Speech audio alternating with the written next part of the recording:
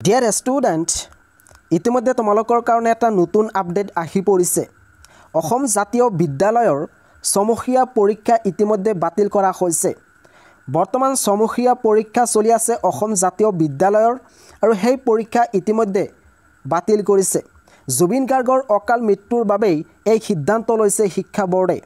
পৰীক্ষাৰ পৰৱৰ্তী দিন জাননী যোগে ঘোষণা কৰিব বুলি জনাইছে কৰ্তৃপক্ষই ইতিমধ্যে অসম জাতীয় বিদ্যালয়ৰ সমুখীয়া পৰীক্ষা বাতিল কৰা হৈছে আৰু এই বাতিল কৰাৰ একমাত্ৰ কাৰণটো হৈছে জুবিন গাৰ্গৰ অকাল মৃত্যু আৰু পৰীক্ষাৰ পৰৱৰ্তী দিন জাননী যোগে ঘোষণা কৰিব বুলি ইতিমধ্যে কৰ্তৃপক্ষই সদৰি কৰিছে এই পৰীক্ষা কেতিয়া অনুষ্ঠিত হ'ব ইয়াৰ ৰুটিন কেতিয়া প্ৰকাশ পাব তোমালোকে একমাত্ৰ আসাম পিচ নিউজ 3 এই চেনেলৰ জৰিয়তে জানিব পাৰিবা গতিকে এই চেনেলটো তোমালোকে সাবস্ক্ৰাইব কৰি থৈ দিয়া আৰু 2026 বৰ্ষত হ'বলগীয়া মেট্ৰিক আৰু হাই সেকেন্ডাৰী চূড়ান্ত পৰীক্ষাৰ বিষয়ে একমাত্ৰ আসাম পিচ নিউজ 3 এইটো চেনেলৰ জৰিয়তে প্ৰতিটো মুহূৰ্তৰ খবৰ পাবা গতিকে পলম কিয় এতিয়াই তোমালোকে এই চেনেলটো সাবস্ক্ৰাইব কৰি থৈ দিয়া